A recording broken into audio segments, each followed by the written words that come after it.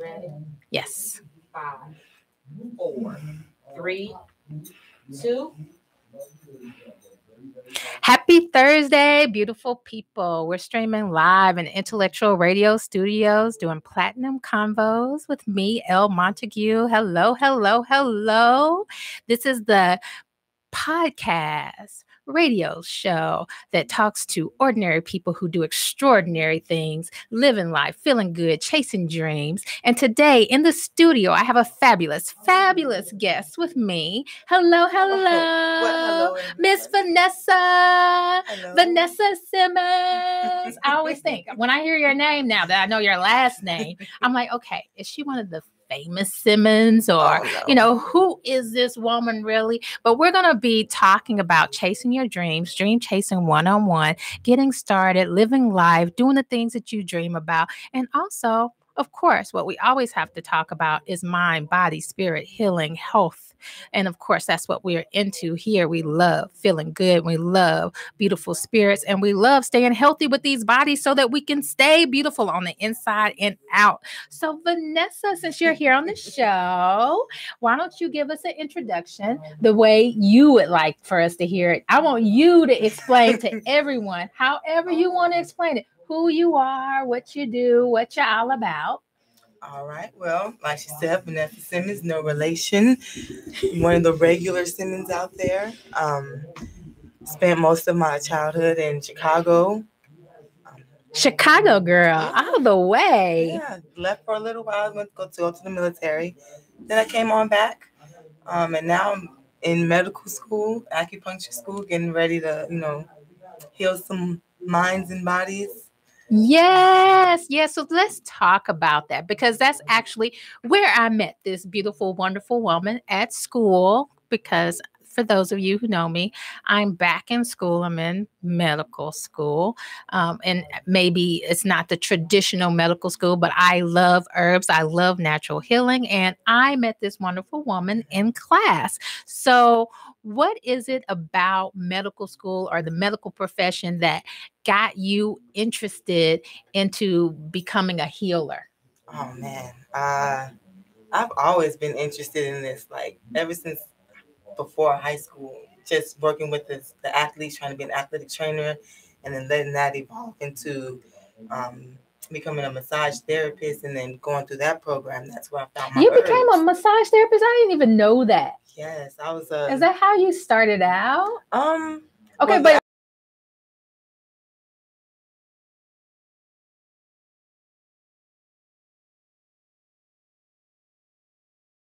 let's put that out there, get it straightened out. Okay. There's so many Howard alumni that are listening, that are cheering right now. Goodness. So you started out in Howard University, but did you pursue anything medical at that time? Or I was trying to be an exercise physiologist so I could move into like sports management and sports physiology. I really wanted to like help athletes. If I could be on the sidelines of a football field forever, like that was my dream at one point, just to be like, have a fanny pack and be out there with the Bears. Oh, yeah. And like rolling with the Bears like for the rest of my life.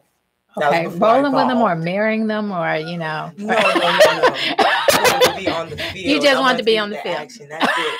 Okay. Because you know where my mind would be. I'm thinking okay, yeah, those are some great prospects. Okay. So sports, and then how did you go into thinking about alternative medicine? Well, I guess that's what people want to call it, alternative medicine. I don't think it's alternative. This Western stuff is actually the alternative to medicine, if you really want to put it that way. But it came from massage therapy. I had this amazing teacher in my certification program. He basically taught us that there's a different way. Like, yes, we have this massage that can help people, but if applied properly with different like foods and herbs and whatnot, you can heal people without having to even put hands on them, which I thought was amazing because I love food. So, I mean, I'm kind of I'm a fat girl on the inside. So any way to heal people with food sounds amazing to me.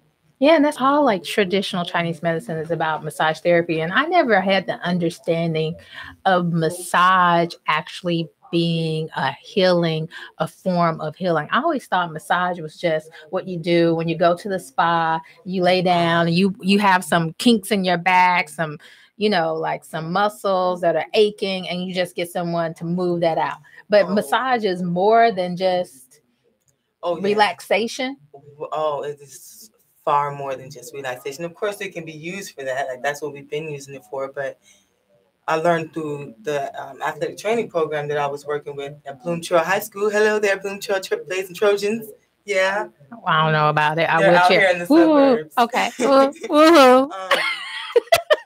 I learned there from Mr. Stockwell that, massage can be used to actually help.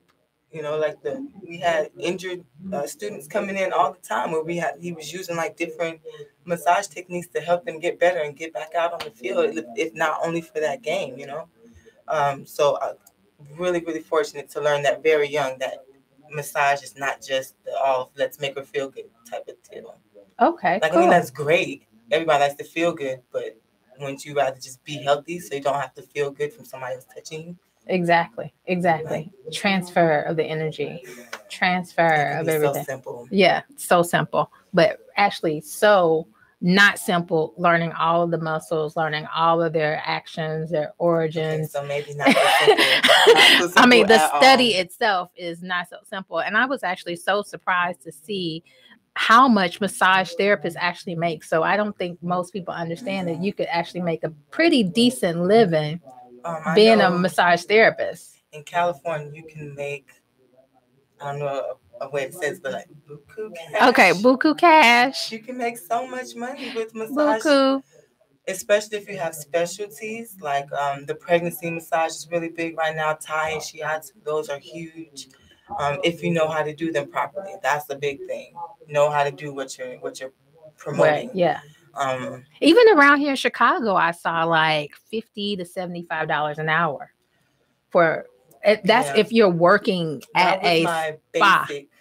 That's the basic. Now, see, that's the thing you got to worry about, because that's how much they charge you at a spa, but that's not how much they pay the therapist. They're paying the therapist $13 at the spas.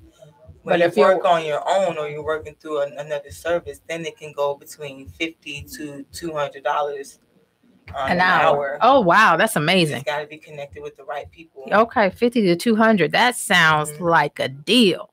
That sounds like a snack there.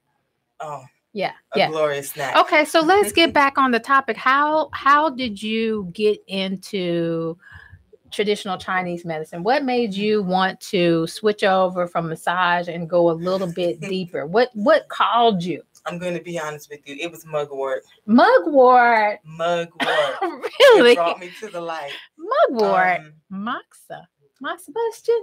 Something like that. But this is more like the mugwort that you see on ponds and streams. Like on one side, you'll have the poison ivy, and on the other side of the stream, it's you'll have the mugwort. So is mugwort moxibustion stuff or no? Okay, I'm totally wrong. So please forgive me. I don't know what I'm talking about. I'm totally wrong. Okay, so educate me, because I don't know. So, but the way it was brought to me was that the earth gives you everything you need. Like on one side of the stream, you got the poison ivy, the stuff that'll really jack your skin up, and then on the other side, you have what heals you, the mugwort. You can rub some mugwort on your skin, and the poison ivy won't mess with you.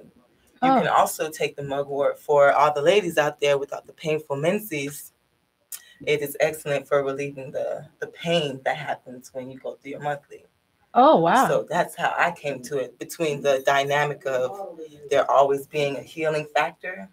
There's always something placed on this earth to heal what the earth has brought up. Okay, and I get that. So if there's something ailing you, and that's a natural response for your body, there has to be an equally natural way to heal you. Exactly. If it ails you, it can heal you. In physics, they have that saying, for every action, there's an equal reaction. Yes. Equal and opposite reaction. It's the exact same thing in nature. That's true. I can totally buy that. So when you found out about mugwort, you said, hey. Well, it was the dynamic that between mugwort and poison ivy, and the fact that every action has its equal reaction. And so I just my brain somehow tied that into herbs and how everything that we go through as human beings has an herb attachment that can fix the body. Right. And so then you were like, okay, I need to get a little bit deeper in this. I need to know, like, this is something that I need to know. Like, it's great being able to massage and being a physical therapist. Like, that's great, being able to help people through their injuries. But what would be better is to get their bodies to a point to where they're not even having to worry about getting sick in the first place. Right. That's what I'm trying to do. So what are you learning in terms of, some of the challenges? Well, that's how you got into it. But are you learning that there are a lot of challenges that you face and going and putting this much effort into going to school? Or I mean, are you making sacrifices? Oh my goodness, so many sacrifices. I used to watch my niece a lot, and now I don't get to spend enough time with her because I'm always in class or always studying for some big test coming up. But I mean, it's worth it. I mean, I feel like I'm a role model, like she sees another woman that looks like her that can actually go out there and live, go for her dream no matter what and make it happen. So when I'm opening up my clinic in 2-3 years, the time that I spent away from her, by that time she'll understand. Right. I totally get it. And then, and what I'm learning with the study, and I was interested in herbs, was how much you actually have to learn, because not only do you have to learn the natural way of healing things, you have to also understand and know the Western way. When I say Western way, that's what you typically get in your pharmaceuticals, what your doctor is prescribing, what the pharmacist is prescribing in everyday living over here in this country, in this side of the world. On the other side of the world, people are doing other things. We're so U.S. centric to think that healing is the same all the way around the globe. But no, it's not. That's not true. There's a Western way, that doctors and physicians treat you. And then there's a different way across the world. But when you learn this medicine in the United States, you have to learn both. Well, I mean, you want to be able to translate it, right? Especially if we want to be taken seriously as doctors. I mean, we're going through a 4-year graduate program. And so all that time, all that money I'm spending, I want to be taken seriously. So if that means that I have to learn to cross over the terms from Chinese to Western, then I mean, at that point, so be it. Yeah. I mean, you have to be able to translate it. That's the only reason why because I would be just happy learning Chinese medicine. Just happy. Yeah. But you have to, you have to know both. Responsibility to the people to our clients, our future clients. I have that responsibility to connect the dots for them. All they know is Western medicine. All they know is let's go to the ER. Right. Let's go to the clinic. And I think that a big thing that I can really appreciate with Chinese medicine is that we're not just treating symptoms. You're treating the root cause of why you have that ailment. It may present itself, as a disease or something we call high blood pressure or something that we call asthma or diabetes. That's what we would call it in typical Western medicine. But with Chinese medicine, you look at the root cause of what is going wrong in your body to cause you to have these problems, and it treats that. And it also treats at the same time your mind, your spirit, and the most important part. Yeah. So you can't have a treatment of just the root cause of your ailment without also treating your spirit, because it sees no separation between mind, body, and spirit. I thought that was like one of the most fascinating things that actually got me interested in it. Yeah, that's another point I wanted to make. That fact that in Western medicine, it's all about let's say someone's overweight. All right, well, we're going to do a gastric bypass, and we're going to put a clamp in there or something to stop their stomach from getting too big. Okay. But they're going to still go out and, they're going to eat the food that they want to eat. They may not work out the way they need to work out or take care of the body the way they need to, which just stresses the body out more, because not only did you take out or you clamp something down, but now you're stopping the body from doing the little bit that it was able to do. Right. But when you're dealing with Chinese medicine or traditional Chinese medicine, it goes to the root of that, so that you have to change what you're doing. Yeah. And it's not even accountability for that, because it's not even just your diet, because Chinese medicine will go back farther than just your diet to say, okay, why are you overeating? Why are you stressed? Did you have a trauma? Did you have, are you having something mental going on with you, causing some stress and strain or unhappiness? Is that why you're overeating? And then it goes.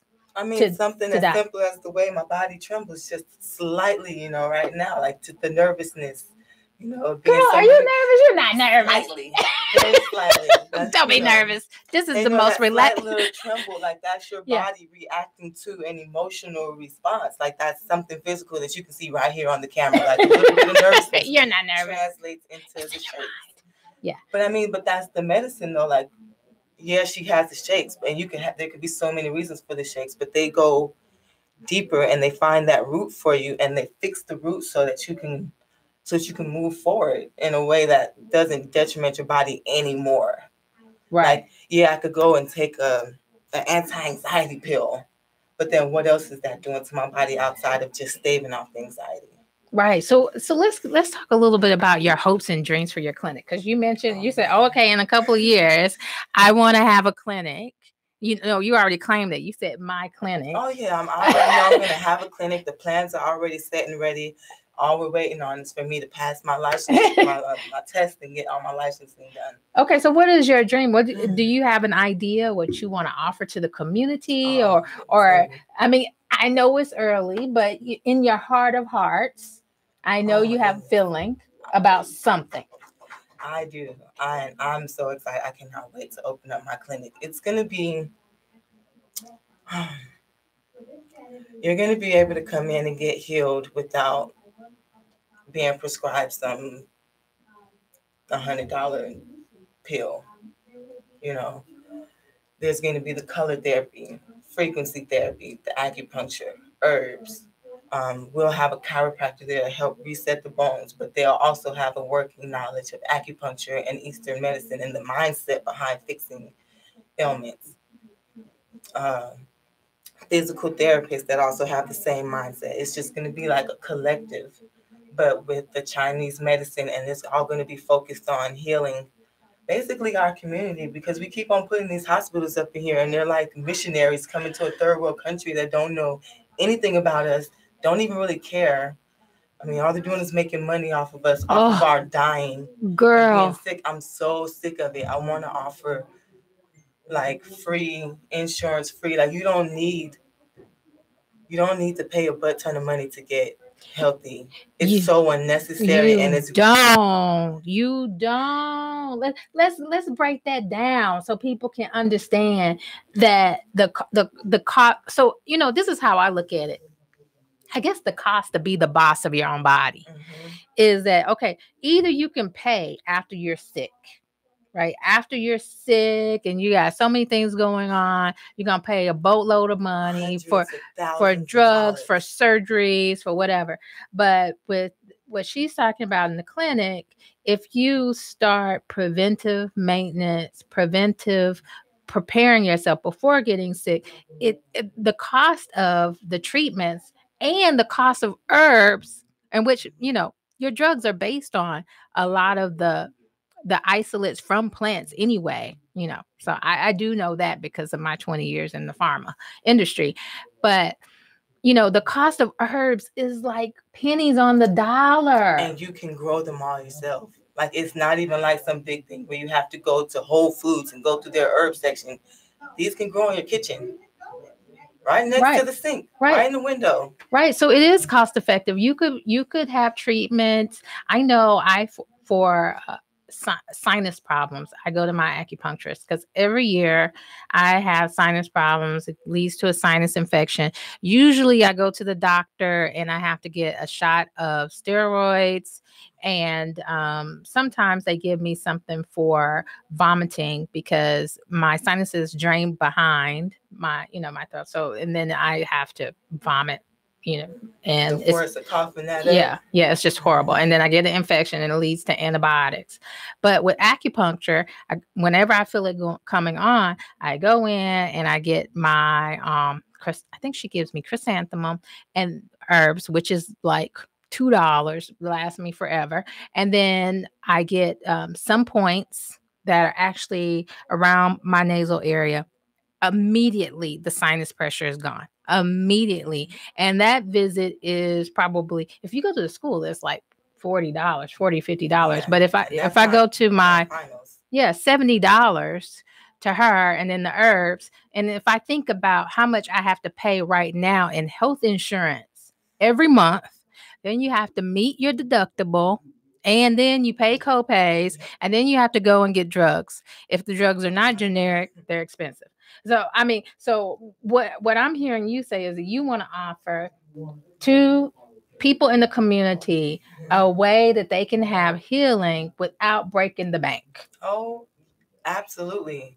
And one way that actually works so they don't have to keep on coming back. Like, I don't want to have to keep seeing the same person coming into the hospital for 10 years for the same ailment. Like, that should not be happening. I got super sick a few weeks ago. Like, couldn't walk, head dizzy, couldn't focus, a lot of vomiting. I couldn't eat anything. I went and got 2 acupuncture points done. And like that, I was better, up, moving, ready to take the next test. It was, I mean, of course I was exhausted, and that's where the sickness was coming from. But they were able to give me a $9 herb formula.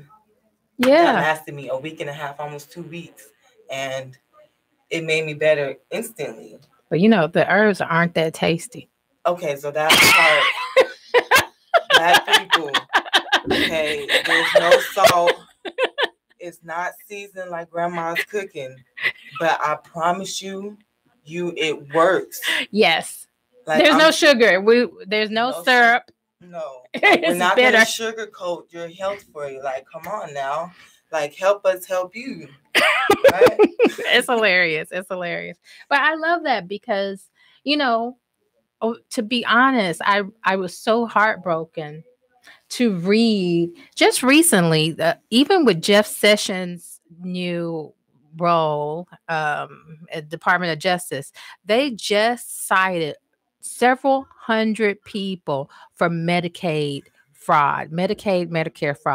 Of those several hundred people, 111 of them were doctors that misdiagnosed, misprescribed, and basically mistreated their patients in order to file and get more money, and, you know, took advantage of the trust of their patients by giving them drugs that they didn't need and treatments that they need.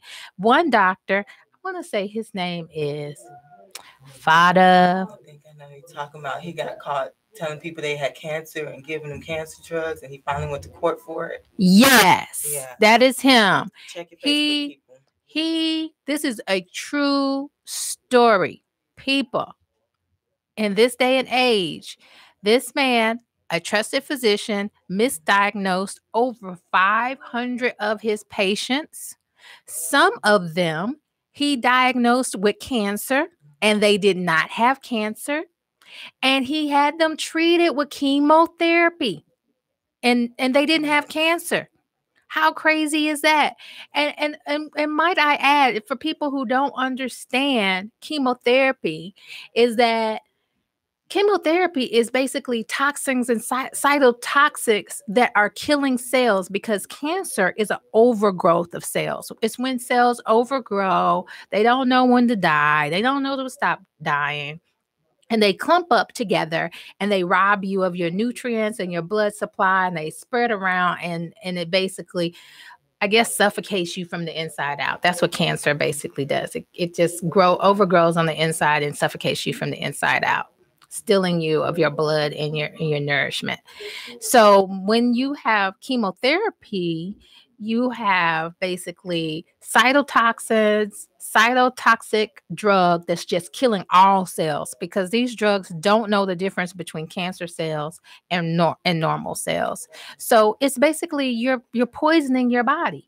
Yep. And so it's so disheartening to me to know that a trusted physician treated people with cancer and chemotherapy just to make an extra dollar.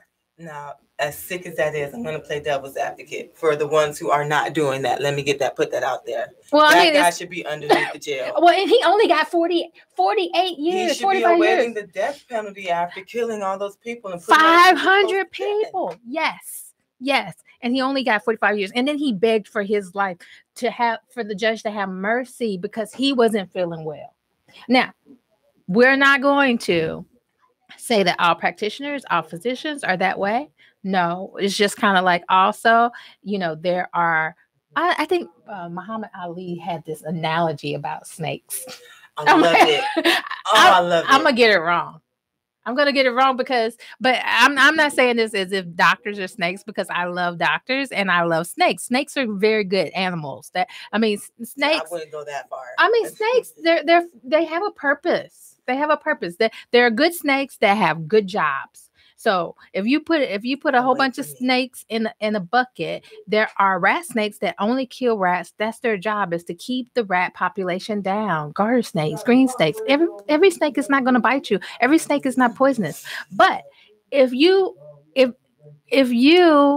think that all doctors are going to look out for your best interests, or you think that you can trust everything, your health in one person's hands, it's almost like jumping in a barrel of snakes, a whole bunch of different snakes, praying that not one bites you. Right? I think the way he said it was, if you're on one side of the door and you got 10,000 snakes coming towards that door, but 2,000 of them snakes talking about, oh, but we're nice, we're not going to bite you. Are you not going to slam the door and let them stay out there with their snake buddies, or are you going to try to let 2,000 of them good snakes in? Just in case, maybe letting one by. You got to be careful with that. I'm glad you know the story, because I kind of told it wrong, but I think I love Muhammad Ali. I think I had this. Well, I think we're telling it the same, not the same way, but it's the same. Same gist. Yeah, same gist. But okay, I'm so happy you know the story. But that's exactly the story. And I was going to play devil's advocate. Like, not all the doctors and physicians are doing this, but at the same time, how many of these doctors, nurses, and physicians are being trained in nutrition, being trained in how the medicines that they are actually giving their patients actually affect the patients? Like, yes, okay, so this chemical does this and this chemical does this, but how does this chemical affect Lakita? Exactly. And if you look at it, most physicians have minimal. They learn a whole lot. It's a lot to learn. They learn a minimal in nutrition, a minimal. And so they will tell you, I think it's just actually a few weeks. It's like maybe a term. We actually in Eastern physicians learn more about nutrition, because it's part of eating, and part of herbs is eating. You eat your food. You eat your food as medicine. So Western physicians don't really learn about nutrition. I just had a friend who actually went in had liver issues and liver fattiness, and he was told by his doctor, you need to change your diet. You should consider the Mediterranean diet.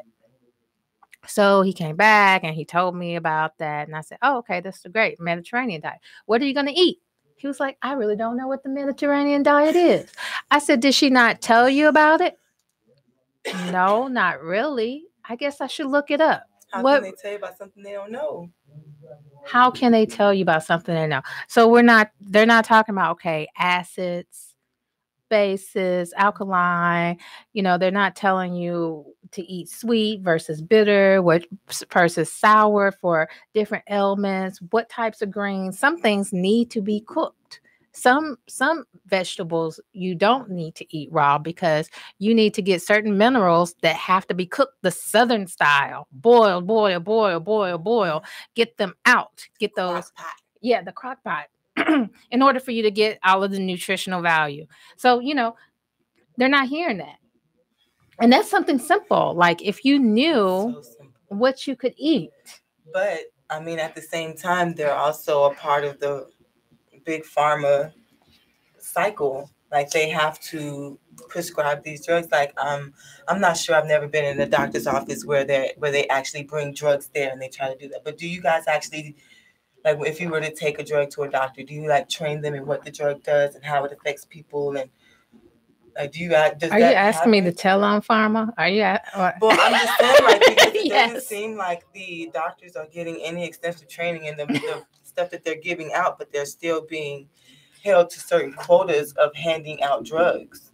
Yeah, so they don't have to, a doctor does not have to prescribe a specific drug.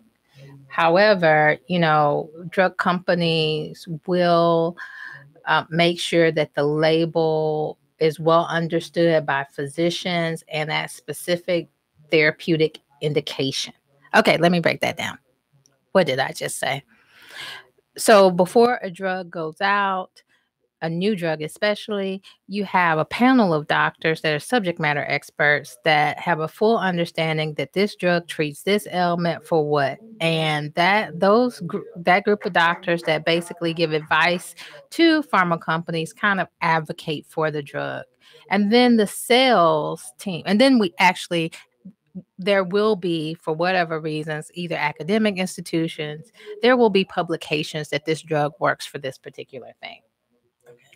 However, when doctors hear about new drugs, they have salespeople, they get flyers, they get an understanding about new drugs so that they can prescribe them to their patients. If they have 5 different drugs to prescribe that they could prescribe for an ailment, they can pick one. So there's no pressure from the pharma company to do that. However, if you think about it, there are thousands of drugs now. There are so many drugs.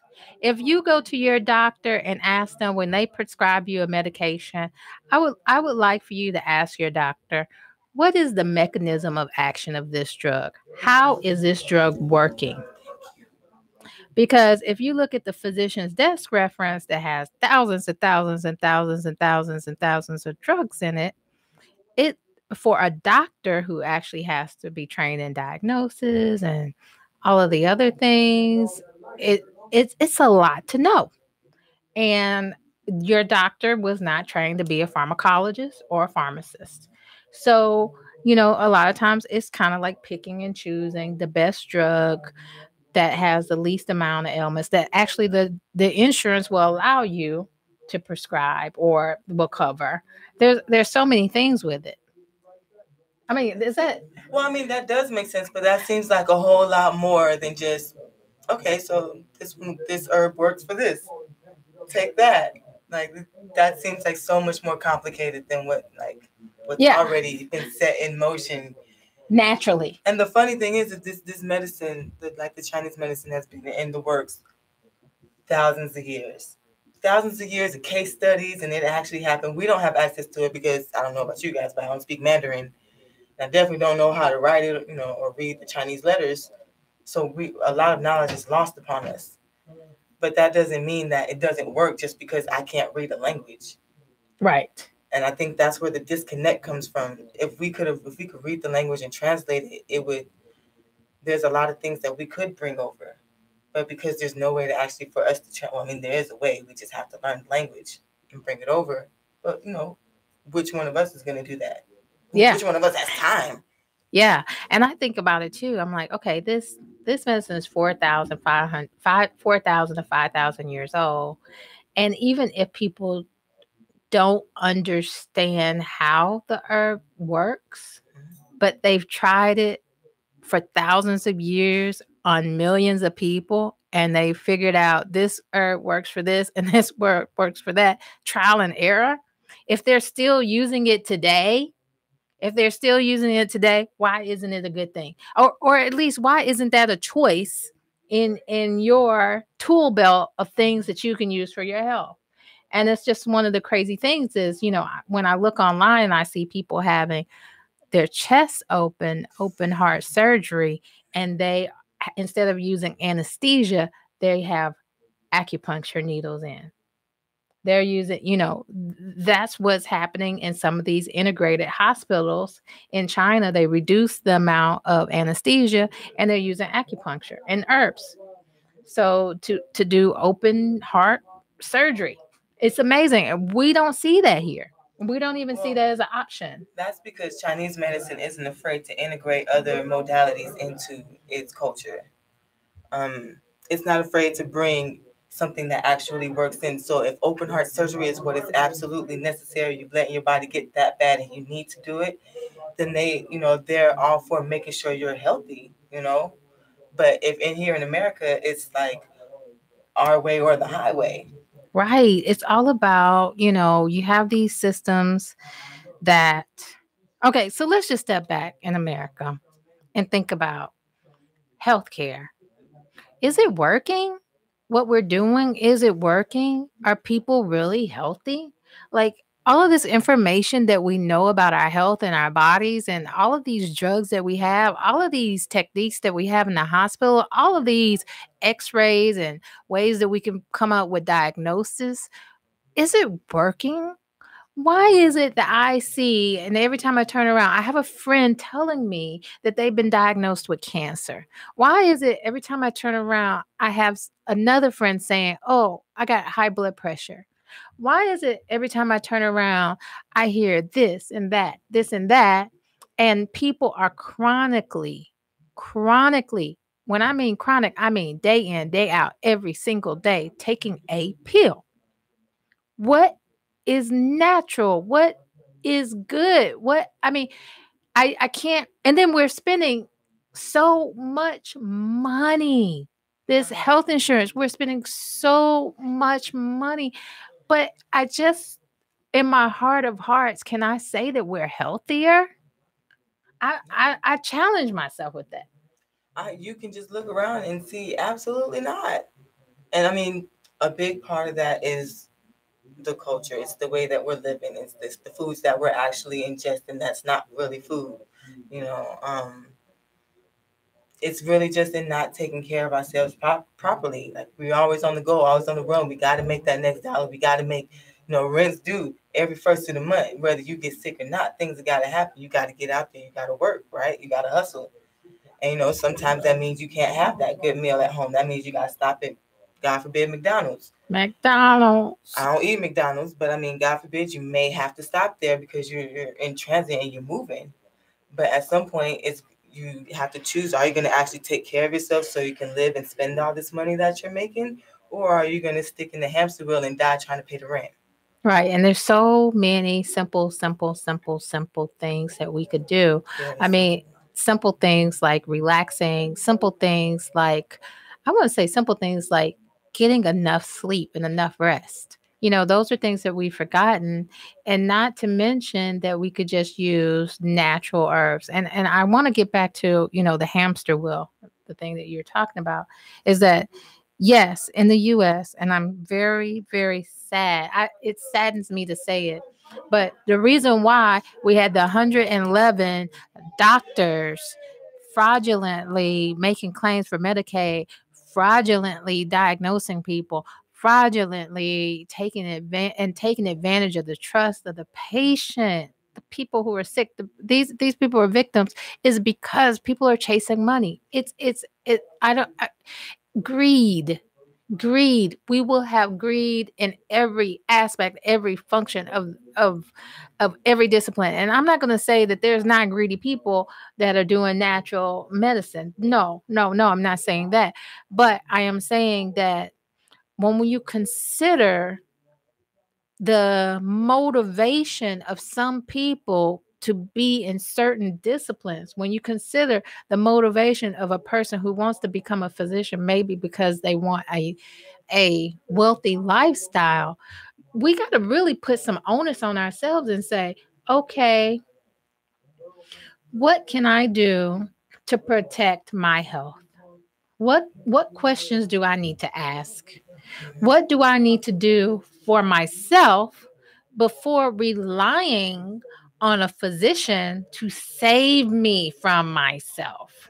I mean, because in essence, that's what we're doing, is that we're relying on a physician to save us from our own selves and our own decisions, poor decisions that we've made in some cases that have gotten us to a point that we're unhealthy. And, when you think about that, I think, okay, there's a circle, there's a hamster wheel. Maybe this thing that we've been doing isn't working, you know. Mhm. Well, I mean, it's not just the thing, because the healthcare system as it stands now is supposed to be just like emergency stuff. Like, yeah, you go get your checkups to make sure your blood work is in line or whatever. But for the most part, you're supposed to be taking care of yourself. Like, that is pretty much your primary job here. Is like, you take care of yourself, take care of family, take care of community. Self, family, community. Like, we keep on forgetting the self part, you know. Right. Take your body is a part of yourself. Everybody goes to church to get their mind right. They want to get right with Jesus, but what about getting your body right? Getting your body right.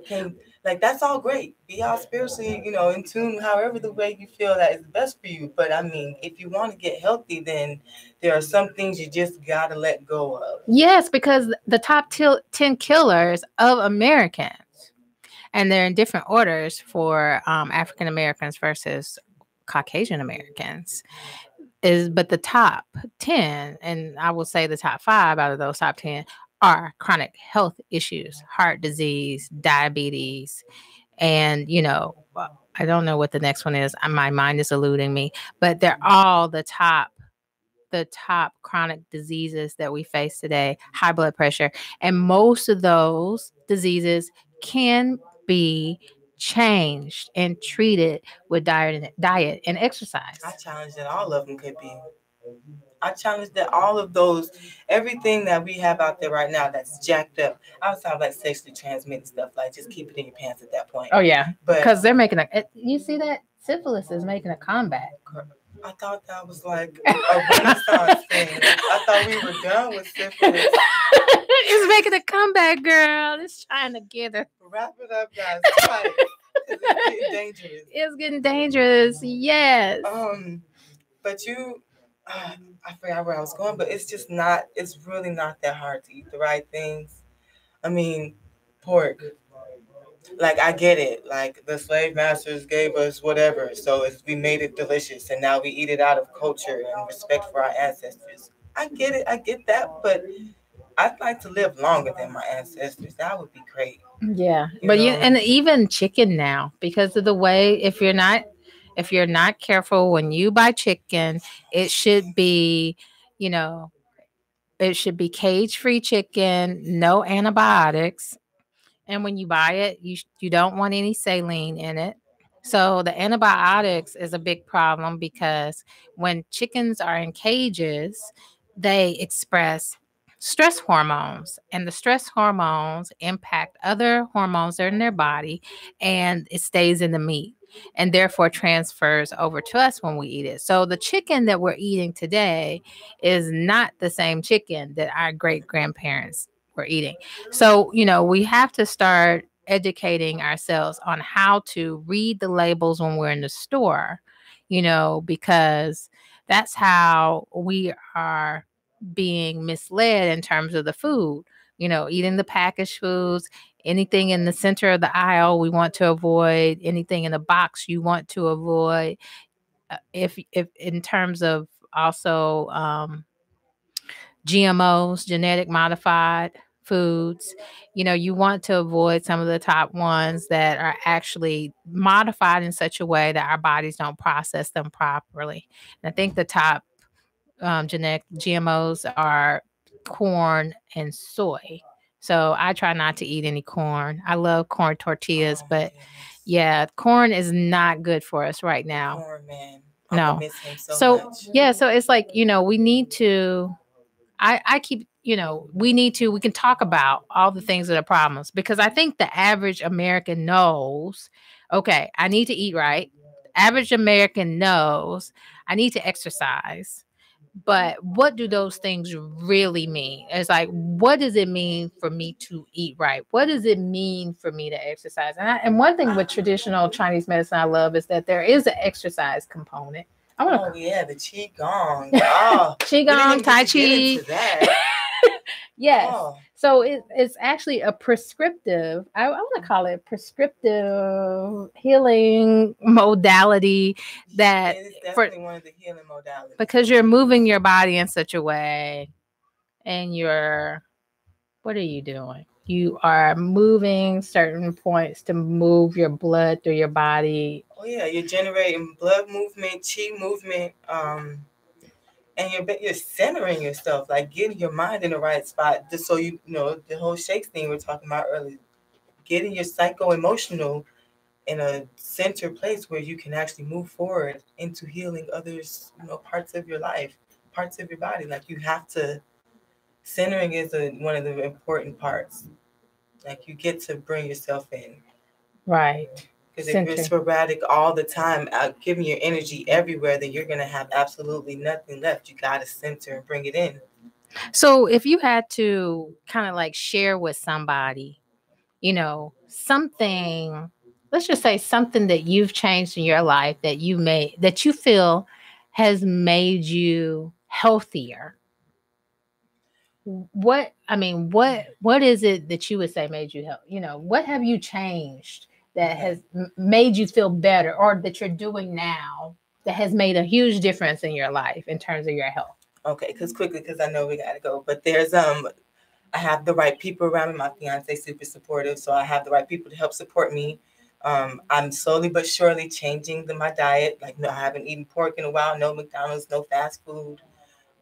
So you can take baby steps to change your diet.